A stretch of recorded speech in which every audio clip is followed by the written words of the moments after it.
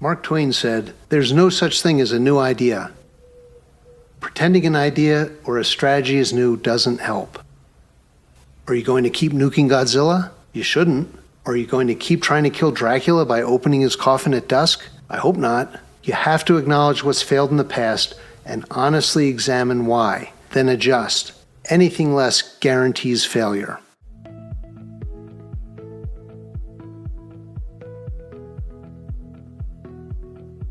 Welcome back, and thank you for wanting to know the facts and the truth. What's going on in the Israeli-Palestinian conflict is big. You can't miss it on the news. You can't miss it on college campuses, and you really can't miss it online. But what are the facts? Why is this happening? That's what we're here to answer.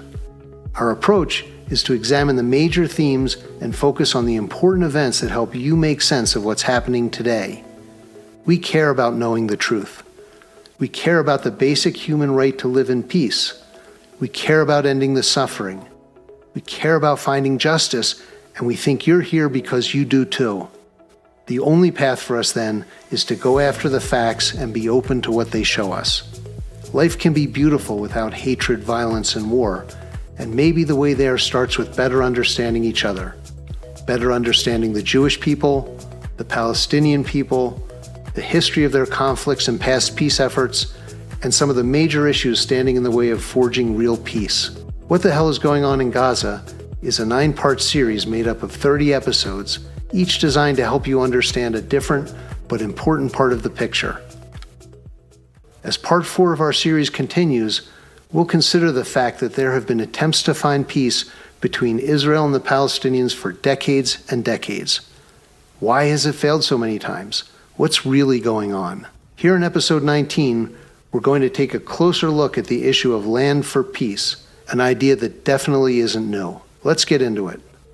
As we'll cover in this episode, there have already been a few land for peace deals in the history of Israeli-Arab peace negotiations. But let's talk about the one that's most relevant today, the one that has played out over the last 20 years, the one that exploded on October 7th.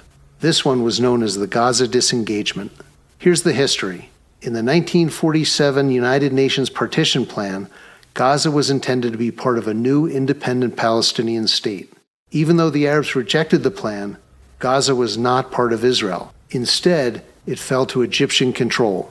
Egypt created the All-Palestine Protectorate to govern Gaza and installed Haj Amin al-Husseini as its president. He played a significant role in the riots and violence that characterized the 1920s, 30s, and 40s, a strategy that ultimately resulted in misery for Palestinian Arabs.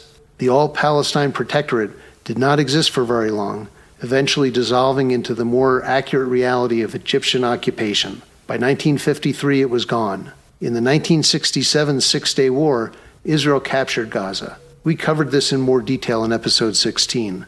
Israel had been attacked by multiple Arab countries. Against the odds, Israel won the war, and it kept certain territories necessary for defense against such an attack happening again. This included the Gaza Strip, which by then had been under Egyptian control for almost 20 years. In 2005, Israel decided it had had enough of the violence and the terror attacks that occurred while it occupied Gaza, so it left. Israel's hope was that giving Palestinians full control of Gaza would lead to peace. When Israel left Gaza in 2005, it dismantled 21 Israeli settlements and removed some 8,500 Israelis from inside the Gaza Strip, turning full control of Gaza over to the Palestinians. It was not easy for Israel to remove its citizens from Gaza. The government faced resistance and protests. For the Israelis who lived there, being forced from their homes was very painful. The departure of the Israelis was celebrated by the Palestinians, and much of the Israeli-built infrastructure left behind was looted and destroyed. Greenhouses for agriculture and various other infrastructure that could have been useful in their new state was instead gleefully destroyed by the Palestinians. The Los Angeles Times reported that, quote, Palestinian looters took irrigation hoses, pumps, and plastic sheeting from dozens of greenhouses Tuesday, a month after Jewish American donors bought more than 3,000 of the structures from Israeli settlers and transferred them to the Palestinian Authority. It was not a very encouraging start for the strategy of land for peace. Here's how NBC News reported it. Quote, Palestinians looted dozens of greenhouses on Tuesday, walking off with irrigation hoses, water pumps, and plastic sheeting in a blow to fledgling efforts to reconstruct the Gaza Strip. American Jewish donors had bought more than 3,000 greenhouses from Israeli settlers in Gaza for $14 million last month and transferred them to the Palestinian Authority. Former World Bank President James Wolfensohn, who brokered the deal, put up $500,000 of his own cash. Jewish donors hoped to both ease the pain of the forced removal of Israelis from Gaza and help Palestinians jumpstart their economy and improve their lives. That's not what happened, though. Property that formerly was owned by Jews, infrastructure that could have been put to good use by Palestinians, even though it now belonged to Palestinians, was looted and destroyed. Of course, that's not all.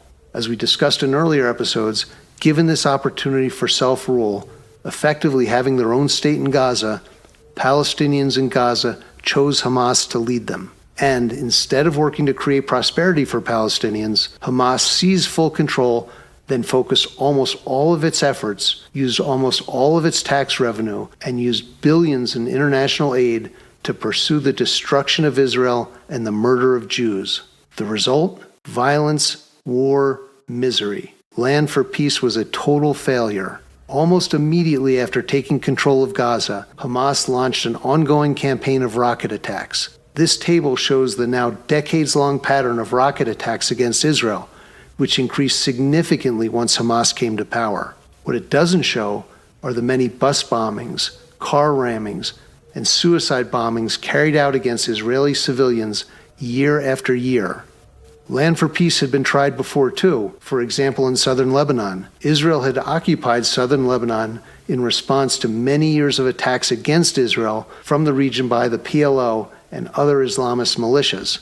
Israel formed an alliance with Lebanese Christian groups, hoping that might be Lebanon's future. It was not, and ultimately, in 1999, Israeli Prime Minister Ehud Barak hoped Israel's withdrawal from Lebanon might bring peace. It did not. Instead, the Iranian proxy group Hezbollah, a brutal terrorist group similar to Hamas, took control and has waged a campaign of terrorism against Israel ever since. Land for Peace did not lead to peace in this case either. Again, the reason is that the other side has no interest in peace with Israel, on any terms. It's not about the prosperity or security of the Lebanese people, and it certainly isn't about land. Another example of Land for Peace is the United Nations Partition Plan. It represented a compromise. The land that the UN offered to the Jews in 1947 was far less than the historic Kingdom of Israel. It did not include Judea, which is where the name Jew comes from. It did not include Samaria, and it did not include places that were important in Jewish history, like Jerusalem and Bethlehem. The Jews accepted anyway. They willingly compromised for peace. The Arabs would not. In the 75-plus years since then, this story has repeated over and over. The Israelis are willing to compromise because their fundamental objective is peace. The Palestinians have not been willing to compromise because their fundamental objective is to wipe Israel from the face of the earth. Other countries around the world have tried Land for Peace before and also failed. Ukraine tried Land for Peace, perhaps unwillingly, with an enemy that said it wanted all of the land, just as the Palestinians have said so consistently for decades. Losing Crimea and parts of eastern Ukraine to Russia brought no peace to Ukraine. We cannot say that Land for Peace cannot work, but it requires that both parties actually want peace. Today, Russia does not want peace with Ukraine. It wants Ukraine. Similarly, Palestinians do not want peace with Israel. They want Israel. Under these conditions, Land for Peace is not a solution. Sadly, there is no rational basis for thinking Land for Peace will work, at least today, and for as long as Palestinian leaders still only want one thing: the complete elimination of the State of Israel. This remains the fundamental impediment to peace. It is why every offer of peace since the Peel Commission's recommended two-state solution in 1937 has been rejected, and there have been many offers. Thank you for watching episode 19 and part 4 of our series. Hopefully now you have a better understanding of the facts behind Land for Peace. If you'd like to leave a comment or get in touch, visit our website at www.getthefactsmiddleeast.com. This was just a start. There's a lot more to learn, so please keep going and check out episode 20, where we'll discuss a question that has significant implications for the peace process. Did Israel give up? Thank you for joining us. We appreciate your interest in learning more about the war in Gaza. And remember, where there is no knowledge, there can be no insight.